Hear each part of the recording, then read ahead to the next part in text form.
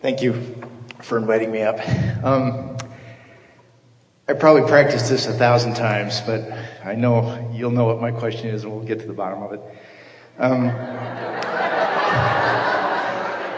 want to go back to what you talked about when you said that what you experience at any moment is a perfect match to the frequency that you're involved with.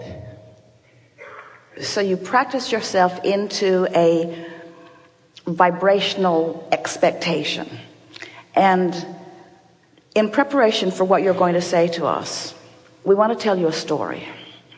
A woman was annoyed with us because she had been in her car, she'd been pulled over, and she'd been given a ticket. And she said, "You say that you get what you think about, and I was not thinking about that." She said, "In fact, I was listening to one of your recordings when it happened. So how could I be listening to one of your recordings, nowhere near something like that, and I got a rather expensive ticket?" And we said, "What was the ticket for?" She said, "Not wearing my seatbelt." We said, "Well, how do you feel about that?" She said, "Well, I think it's bogus. I don't think anybody has the right to tell me that I should wear a seatbelt. It steps on my toes of freedom. No one has the right to tell me what to do. And sometimes I pretend that I'm wearing it when I'm not, and sometimes I just don't wear it." She was clearly defiant about the subject. And we said, "So you're moving through traffic, and that's where you've left that vibration." And in fact, she felt that way about a lot of things, not just that, but that was representative of how she was feeling about other people telling her what to do who had no business to tell her what to do. And so here you are moving through traffic, and here are policemen moving around through traffic, trolling for revenue. And there's a perfect law of attraction vibrational rendezvous, because there they are looking for someone who is breaking the law. And here is someone who defiantly breaks that law every day. Every time she doesn't buckle her seatbelt, she's thinking, "I'm not going to buckle my seatbelt. You're not going to tell me what to do." So it was active in her vibration, even though she was thinking about other things. This is a really good conversation to have, isn't it? Yes, How do I know what I've got going on within me? In other words, I thought I was thinking about that. Are you saying that I could have a vibration going on that is not about what I'm thinking about? And we say, no, that's not possible. The vibration that's going on is the synthesized version of what you've got going on. But we have to say that when you feel strongly about something, almost every other thing that you're thinking about is somewhere in the vibrational vicinity of that. And while you might vary here and there, there's a general theme that you've got going on. There's a general theme that life is reflecting back to you. Okay. So now we've laid our trap for you. Now we're eager to hear what you're talking about.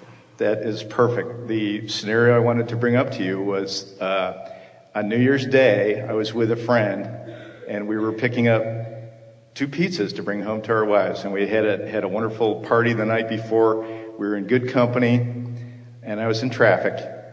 I made a left-hand turn when everything was safe, and 3 minutes later, I had 4 broken ribs and a collapsed lung because somebody ran a red light. So as they put me in the ambulance, they said, "It's going to take a few minutes for us to cut your friend out of the car." So I said to myself, what did I do to attract this? This is not what I was thinking about at the time. But that's, as you've said, there must be something else that was going on there that exploded it all at once. Our favorite part of this story is your acceptance that nothing ever happens to you that is outside of your point of attraction. And when you say you're going to get to the bottom of it, we will talk about it with you a bit. But we want to remind all of you that we really don't want to activate something so much. In other words, since there is no bottom. So a productive thing to do is to acknowledge what comes out of it. And what has come out of it not only is wanting to have more safety and wanting to feel good in your body and wanting things to go well with your friend, but also wanting to understand attraction.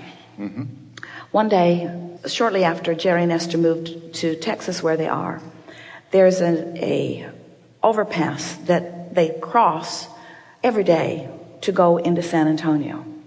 And on one end of the overpass is a four-way stop, but on the other end there's no stop sign. So the inconsistency of it is odd. Well, both Jerry and Esther have been sticklers for consistency. In other words, something either matters or it doesn't. She doesn't like the arbitrary manner that she and all of you are treated at the checkpoint at the airports. In other words, this either matters all the time or it matters none of the time, but it can't matter some of the time and none of the time. She wants consistency, which does not serve her, because she lives in a world that is varied in its vibration, and to demand consistency is not serving her. So this is something that she's got stuck in her vibrational craw that keeps reflecting itself to her in different ways until she finds another way of thinking about it that causes her to rendezvous with another set of experiences. So as Esther is crossing this overpass, she failed to stop and pulled out in front of someone, and they didn't hit her, but they honked at her and they were upset with her. And she was embarrassed, and Jerry was surprised because he sees Esther as a good driver. And Jerry also was very good at being a backseat driver, even if he was in the front seat. And so both of them missed it. And so Esther's question to us was, Abraham, why didn't you warn me? Why did you let me run that stop sign? And our answer to her was, because you've been paying no attention for a long time about things like that. And words don't teach. It's only life experience that teaches. And she is paying a lot of attention now and ever since then about things like that, because the experience was a big enough experience that it exaggerated a desire within her that she then became determined to become a vibrational match too. So we know it's not very satisfying to say that you're lackadaisical in your vibration, and most people are not really very aware of what they are attracting until they have attracted it. And as we've been saying, you've been hearing this all morning say, rather than trying to figure out how you got there, or even trying to stop it in the middle of it because the momentum was already underway, instead decide that you're going to get out ahead of it. Decide that you're going to get out ahead of it vibrationally. Now, we hope this answer is not satisfying to you. We hope that we have not gotten to the bottom of it, and that you don't have anything that you can pinpoint in your vibration that would specifically be the cause of such a thing. Because if we were able to do that with you, we would increase the momentum about something that you don't want and make it even more probable. Instead, we like it that a new, clearer, stronger desire has been born within you, and now we want you to get out ahead of that. You see, it's an interesting thing what you do to your children, and it's part of the conversation that we had about the child on the ice yesterday. There is this notion that humans promote that goes like, well, because I had an accident, and because I didn't see it coming, and because I was not at fault, I did not run the stop sign, I did nothing wrong, I'm willing to accept that there may have been something in my vibration, but really I was not at fault about this. And therefore, I need to warn people I care about. I need to let them know, watch out, you could fall, or watch out, people aren't watching what they're doing, or watch out, watch out, watch out. Esther's been wanting to make an edict for everyone that she cares about, which pretty much includes everyone. Leave your cell phone somewhere else when you're in the car. Don't text. Don't talk on the phone, you're distracted. She wants to say that because people do goofy things, and mostly at stoplights they don't go when it turns green.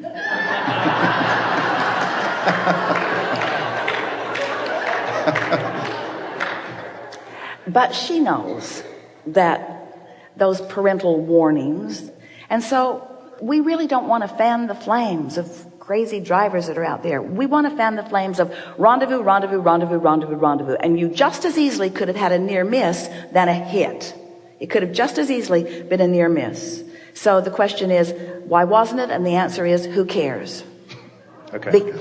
Who cares? It's something that happened that was evidence of where I was. What am I going to do? So now here's the big question. Do I have to know what I did wrong in order to do it right? You are so smart. You are so smart. So does he need to get to the bottom of that? Or just set intentions about what you do want? We could spend all day speculating, and we could do it accurately, but we're not going to do that. Agreed. We're not going to talk about the influence of your friend and the vibration that he had going on. We're not going to talk about that. I've considered that. I'm glad you mentioned that, but We're not going to talk about that. We're not going to talk about don't hang out with him. We're not going to talk about that. We're not going to talk. So I just want to make sure that I almost thought I was going to cross over there for a minute.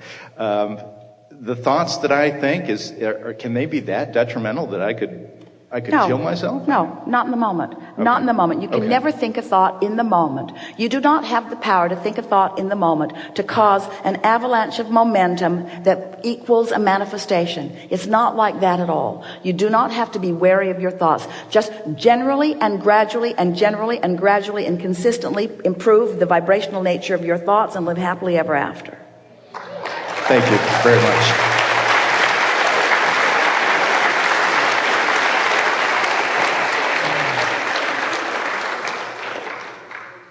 Stand up. You're the one.